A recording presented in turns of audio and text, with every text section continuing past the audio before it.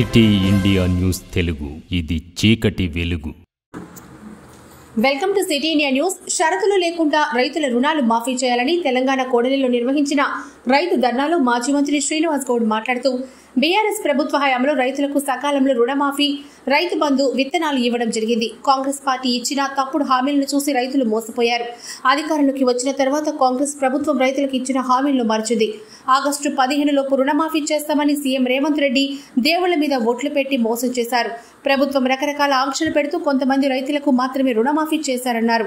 ఎంతమంది రైతులు తీసుకున్నారు, ఎంతమందికి రుణమాఫీ చేశారు, రుణమాఫీ కోసం కేటాయించిన బడ్జెట్ పై ప్రభుత్వంలోని మంత్రులకు తెలియడం లేదని అన్నారు. పూటకొక మాట మంత్రులకు మాట్లాడుతున్నారని తెలిపారు. రుణమాఫీ కాలేదని, రైతు బంధు రాలేదని, కనీస పిండి సంచులు కూడా అందడం లేదని ఏ గ్రామానికి వెళ్లిన రైతులు ఆవేదన వ్యక్తం చేస్తున్నారని చెప్పారు. తెలంగాణ రాష్ట్రంలో మనం చేస్తే ఇలా ఆ రైతు ఆశపోయిండు, అరే నిజంగా ఎక్కువ వస్తామని మోసపోయిండు. పేద రైతు కదా, 4 పైసలు ఎక్కువ వస్తే బాగుపడతామేమో చూద్దాం, 10 సంవత్సరాలు వీళ్ళు ఉన్నారు, ఈసారి వీళ్ళకేస్తే ఇంకా మనకు మంచి అవుతాం అనుకున్నారు.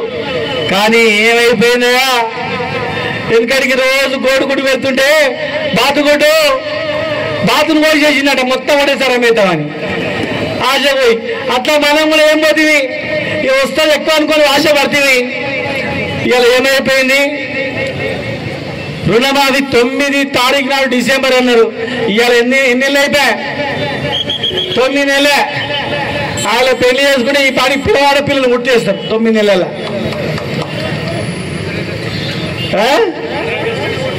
ఇక 9 తారీఖు, జనవరి, ఫిబ్రవరి, మార్చి, లాస్ట్కు 15 ఆగస్టు, మళ్ళీ 15 ఆగస్టు పోయి మళ్ళీ ఇప్పుడు ఏ పండుగ వస్తుంది, దసరా పండుగ కూడా కాబట్టి ఇక దేవుళ్ళ మీద ఏదో కలిస్తాడా, వీడికి వస్తే వీరబ్రహ్మం కలిసి దేవుడి మీద, బస్టాండ్ కాడికి వస్తే ఎల్లమ్మ దేవుడి మీద, మనంకాడ కాడికి వస్తే మనంకాడ దేవుడి మీద, యాదాద్రి దేవుడి మీద, అన్ని దేవుళ్ళ మీద ఒట్టి పెట్టే వరకే నిజం అనుకుంటారు అందరు కూడా.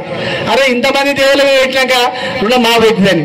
ఇవాళ ఏడుకొచ్చే చెప్పండి, ఏడుకొచ్చే సగం మంది కూడా రాలే. బ్యాంకుల చుట్టూ తిరిగి కాళ్ళు అరిగిపోతున్నాయి కానీ బ్యాంకుల చుట్టూ తిరిగినా కానీ తెలుస్తలేవు. ఇక ఒక్కొక్కరు ఆంక్షలు, నీకు ఇన్కమ్ ట్యాక్స్ కట్టలేవా, లేదు, నీ కొడుకు ఉద్యోగం లేదు, పాస్బుక్ లో నీకు పేరు లేదు, రేషన్ కార్డులో నీ పేరు లేదు. ఇక విచిత్రమైనటువంటి కథ. ఇంకో దగ్గర 2,10,000 ఉంటుంది. సపోజ్ నువ్వు 10,000 కట్టినాక 2 లక్షలు వేస్తారంట. నువ్వు 10,000 కట్టవు, నీకెందుకు నువ్వు ఇచ్చే 2 లక్షలు బ్యాంకులో వేయాలా లేదా, ఏదో అంతేనా కదమ్మా. 2 లక్షలు ఇస్తారు, 2 లక్షలు అంటే నీకు ఎక్కువ ఉంటుంది తక్కువ ఉంటుంది, నీకేం సంబంధం. 2 లక్షల పైన ఉంటే నీకు సంబంధం, మళ్ళీ నేను గవర్నమెంట్ ఆడతారా అంటే ఎంత విచిత్రం ఉన్నాడు.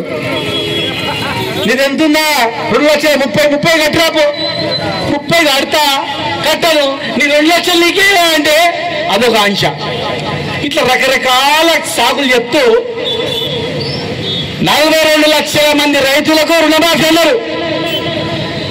42 లక్షలకు 40 కోట్లు, 49 కోట్లు అన్నారు. ఫస్ట్ 49 కోట్లు అయినాయి, 40 కోట్లు అన్నారు. సరే పోలే 9 మింగిరి పోతే వాళ్ళు అనుకున్నారు, 40 అయినాయి. 40 నుంచి 31 కోట్లు అని చెప్పి క్యాబినెట్ లో తీర్మానం చేసింది. 41 కోట్లు, 49, 41, 39. మళ్ళీ బడ్జెట్ లో ఏం చెప్పిండ్రు, 26 కోట్లు, 26,000 కోట్లు అన్నారు. సో వాటి నుంచి వచ్చా చూడు, 49 నుంచి 40, 40 నుంచి 35, 31 నుంచి 26,000, మళ్ళా మొన్న 26,000 కోట్ల నుంచి 17,900,000 అని చెప్పింది. 17,900,000 అని చెప్పి మళ్ళీ నిన్నేమంటారు, 7,500 కోట్లే అని చెప్తారు. 7,500 ఎక్కడ, 49,000 కోట్లు ఎక్కడ, డిసెంబర్ 9 ఎక్కడ, ఇవాళ సెప్టెంబర్, ఆగస్ట్ 20 ఎక్కడ చెప్పండి. ఏమైనా పొంతలున్నా మరి మిగతా రైతులు ఎక్కడ పోయినట్లా మిగతా రైతులు ఆడుకోయినట్ల చెప్పండి. ఏమే ఎట్లకాడికి ఇట్లా పోయిండు, ఎట్లు తూళ్ళుడే పోయిండు, ఎట్ల కాడిపోయిందట. 20,000 ఎట్ల కాడిపోతే ఇయ్యరు అన్నమాట. మరి మిగతా రైతులు దేశం పోయిందా, లేకపోతే మిగతా రైతులు బతికిలేరా, చచ్చిపోయిందా? మిగతా రైతులు చనిపోయినా తీసేస్తుండ్రా, లేకపోతే రైతులు కావాలని తీసేస్తుండ్రా? ఏం కారణం చెప్పండి. ఇలా రైతు వేదికలు అయితే ఎడబెట్టింది అంతే. ఇప్పుడు వస్తూ కదా జడ్చల్ల కదా ఆయన ఆపి ఏం చెప్పింది తెలుసా? సార్ వెనకడికి పిండి సంచుల గురించి నాగర్కర్నూల్లో లైన్లో నిలబడి మూర్ఖొచ్చి పడిపోయి చచ్చిపోయింది సార్. పిండి సంచులు పోలీస్ స్టేషన్లో పెట్టి అనిపిస్తుంది. మీరు ఇంటికాడికి పిండి సంచులు పంపితే రైతులు మోసపోతుంది సార్ అని చెప్పి గుండె ధనా కొట్టుకున్నాడు. సస్తమో భక్తమో సార్ మా పరిస్థితి, రైతుల పరిస్థితి. ఇక రైతు బంధు ఉంటుందో పోతుందో. 9 తారీఖు నాడు రుణమాఫీ చేస్తానటండి. రుణమాఫీ సగం మందికి రాలేదు. ఇక రైతు బంధు వచ్చేటట్లు మాకు కలవడతలేదు. ఇక రైతు బంధు రాకపోతే మా పని అంతే గోయిందే సార్ అని చెప్పి ఆయన సత్యాన సంవత్సరానికి 2 సార్లు బాయ్స్ కాలేజీ కాడ గ్రౌండ్లో స్టేడియం గ్రౌండ్లో పెట్టి ట్రాక్టర్లు ఇస్తుంటే ఏమిడి కొరకు ఇచ్చినాం సార్. రైతులు బాగుపడాలి, రైతులకు సాయం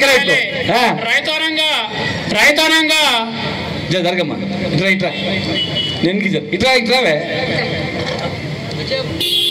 రైతు సేవ ఎటువంటి అంటే ప్రతి చీమ కాంటి, గద్ద కాంటి, ప్రతి ఒక్క పక్షి కాంటి అందరూ కూడా. ట్రాక్టర్ వచ్చిందా? రాలేదు సార్. ట్రాక్టర్ మీ ఊర్లే ట్రాక్టర్ వచ్చినాయి సార్. ట్రాక్టర్ వచ్చినాయి. రైతు అది మన లోన్ మాఫీ రాలేదు సార్. లోన్ మాఫీ ట్రాక్టర్ వచ్చిందా? ట్రాక్టర్ వచ్చినాయి. నీకు వచ్చిందా? ట్రాక్టర్ మాకు వచ్చింది, 10 మందికి వచ్చినాయి. 10 మందికి వచ్చింది.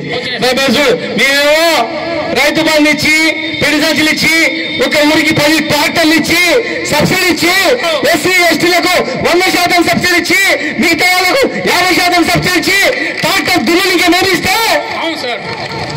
మీరు దున్నటానికి వేయకుండా ఎవరికి వేసిండ్రా? మోసపోయాం సార్. ఎవరికి వేసిండ్రా? చెప్తాను కొడుతున్నట్లయింది. దున్నపోతులను ప్రభుత్వానికి వేసింది. విన్నరా? పాలిచ్చే బరైట్ విడిచిపెట్టి దున్నపోతులు కట్టేసుకున్నట్లుంది. పాలిచ్చే ప్రభుత్వాన్ని విడిచిపెట్టి దున్నపోతులను ప్రభుత్వాన్ని కట్టేసుకున్నట్లుంది ఆ వ్యవహారం. ఎవరు చెప్పుకుంటారు చెప్పండి? ఇక్కడ ఎవరు చెప్పుకుంటారు? ఒక్కొక్కరు ఒక మాట, ఒక్కొక్కరు ఒక మాట. ముఖ్యమంత్రి గారు ఒకరు చెప్తారు, భట్టి విక్రమ గారు ఒకరు చెప్తారు, ఉత్తమ్ కుమార్ రెడ్డి గారు ఒక స్టేట్మెంట్ ఇస్తారు, పొంగులేటి గారు ఉన్న స్టేట్మెంట్ ఇస్తారు. ఒక మంత్రి ఇచ్చిన స్టేట్మెంట్ కు ఇంకొక మంత్రికి పొంతన లేదు. ముఖ్యమంత్రి గారు చెప్పిన తర్వాత ఆస్తి ఉండాలి, కానీ మరి ఇక్కడ ఇదేం ప్రభుత్వం అర్థం కావట్లేదు. మీరు డైరెక్ట్ గా 2 లక్షలు రుణమాఫీ చేస్తామన్నారు. ఆయన ఇన్కమ్ ట్యాక్స్ వాళ్ళకి కానీ, ఉద్యోగస్తులకు కానీ, రేషన్ కార్డుల పేరు లేకుండా కానీ, పాస్బుక్ లో పేరు లేకుండా కానీ ఇవన్నీ అడిగే పోయి తెచ్చుకోండి. ఉరకండి అంటే ఉరికి బ్యాంకులో కాళ్ళు మొక్కి లోన్ తెచ్చుకున్నారు. ఇవాళ ఎప్పుడు వచ్చే 9 తారీఖులు ఎప్పుడు వస్తే చూసుకునేవాడి ఇవాళ వెళ్ళట్లేదు. అన్ని కోతలే. 70% మందికి ఎగ్గొట్టి ఇవాళ